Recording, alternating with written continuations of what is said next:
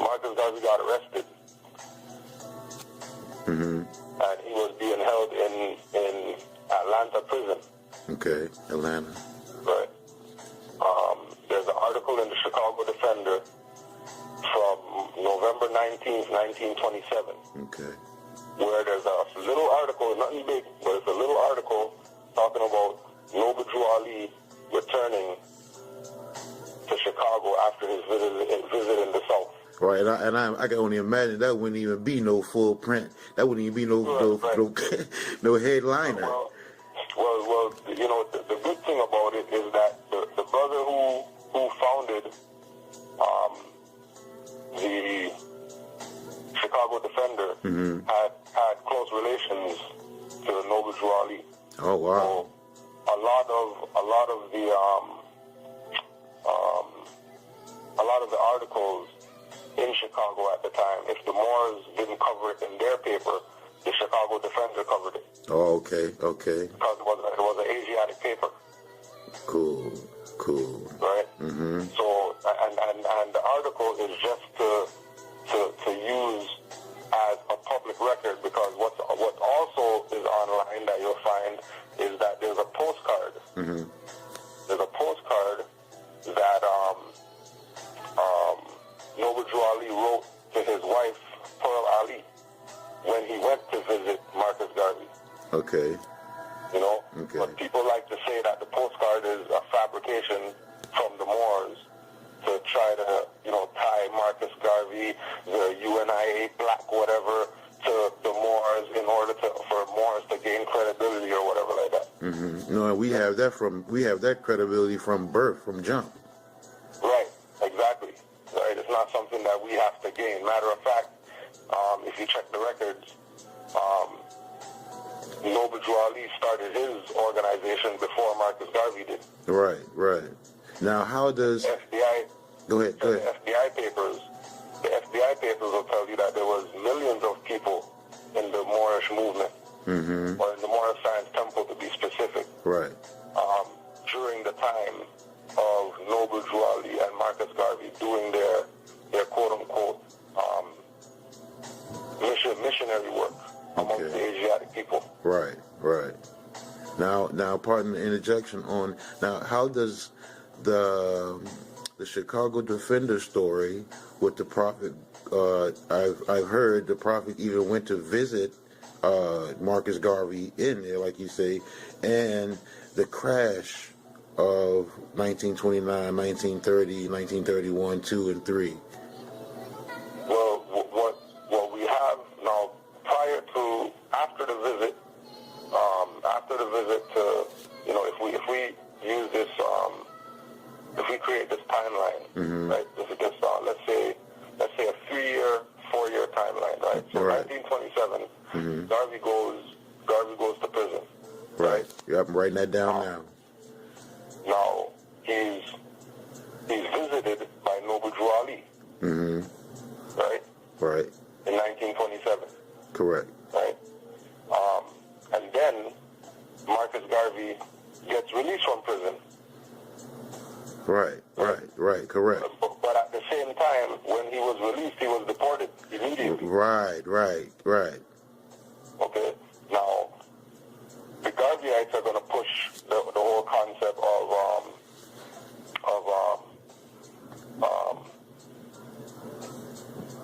Amy Jacques Garvey and, you know, other members of the UNIA writing letters to the president or whatever like that, and the president taking a position of, you know, we're going to honor him, all the work that he did or whatever like that. So we're going to release Marcus Garvey, when that's BS. We already know that Moors don't sit in prison. Right, exactly.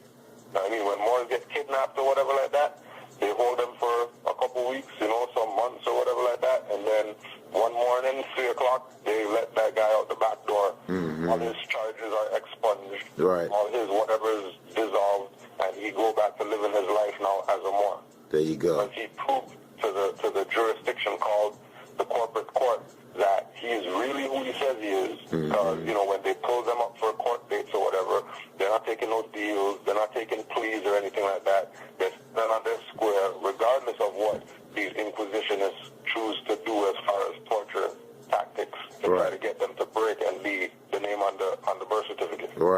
Right, the fear factor. Right? The fear factor, right? Right. So, now in 28 now, Noble Drew Ali goes to the Pan American Conference in Havana, Cuba. Okay, that was the year. I was looking for that. Thank you, God. Yeah, right? I was looking for that, but Keep in mind that you're not going to find any documentation on that Pan American Conference, but you'll find documentation on all the other ones. Right. Yeah, I've researched. I've done my study on that, and I couldn't find that, bruh. All right, and that's because of Noble Drew Ali going to that. And receiving the mandate. But that is known. That is a known fact. He went there. Yeah, it's a fact that he went there. It's a fact that he went there. That's recorded. That's on record. In the Mexican Revolution or the Cuban Revolution Museum, they have a picture of Noble Drew Ali wearing the Panama hat, right, from the Mexicans, sitting on a chair with his legs crossed, and him holding the Moroccan flag and holding the Amity banner. Okay, I'm writing that down now too, bro. I'm gonna research that. Right, that's documentation that they have. They might have him under a different name or whatever, but we already know, Right. Robbie is or whatever. True. And then in 1929, Noble Drew Ali dies, and then stock market crashes. Right. Now, what's this in it? Then they trump up that the stock market crashed in 33. Right, but it actually... That everybody who's dark-skinned is Negro black colored. Even though they know that everybody who's dark-skinned, as far as definition, is a Moor. Is a Moor. A Moor. Right? By definition. By looking in the dictionary, look under Moor, look under black or Moor. Dark-skinned, going to tell you Negro, going to tell you black African man or woman, going to tell you Moroccan, Mauritanian, North African, Berber, Saracen, whatever is a Moor. And I also want to add that not only to the NBCs, but the LCDs, Latinos, Caribbeans, and Dominicans, so-called. Exactly. Right, and with the Dominicans, we also add Haitians on there. Because, there you go. That's why the French, when they gave Haiti back their flag, they did that soft fez, the Liberty cap from on top of the coconut tree. Right. Right, that when you research Haitian flag, you're going to see some flags with the cap on it, with the 5-point star on the cap. I've seen that. Or the soft fez, known as the Liberty cap, which means that, the Liberty cap represents that you were, quote-unquote, emancipated. Liberty cap. I got that. Liberty cap. Okay. Right? Yeah. Yes. So the history is out there, the information is out there, but like we're saying, the assumption is that our people are Negro black colored people, which means that they don't read. And if they don't read, you can put anything in a book and hide it from these people. Oh yeah, by the way, I've checked that Salah Bay. You know Salah Bay, right? Yeah, Sister Salah Bay. She's a friend of mine, bruh, here in the Maryland territory, and right. So yeah, I've talked to her, and I've seen that etymology video she did. That is very, very great information, bruh. I mean, and that's somebody, somebody, one, because it's a sister speaking up, about these things, and two, she's just a good sister, so, we plug her anytime she needs to, get stuff off her chest or whatever. Right. We'll give her a forum for her to teach. All right, well, we're coming down to the last few minutes of the videotape. I just got this last one, and you can really expand on it real quick if you want, my brother, because we know nationality is key, and that's where it begins with, and that's where it's going to end with. He has one down here. The last one I'm going to take is the weather and harp. The weather we've been getting here, we've been getting a lot of snow, but today is a beautiful day, I guess, right now. But he said, if you can you expand on the weather and the harp? Have y'all been getting a lot of bad weather up there in Canaan land? Yeah. Actually, what you can do is, when, just to show how known this thing is, right? Actually, I watched something last night, because I'm a big, Right, there you go. We all are. I'm 76. Me and my brother, we 76. So last night I was watching, let me read this thing right here. 2009, Hasbro put out a G.I. Joe cartoon. Hasbro. Right? And called G.I. Joe Resolute.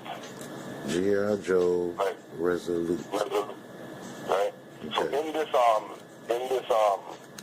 thing they're talking about how Cobra Commander and Destro and the crew, you know, they're basically trying to take over the world. Wow. Right?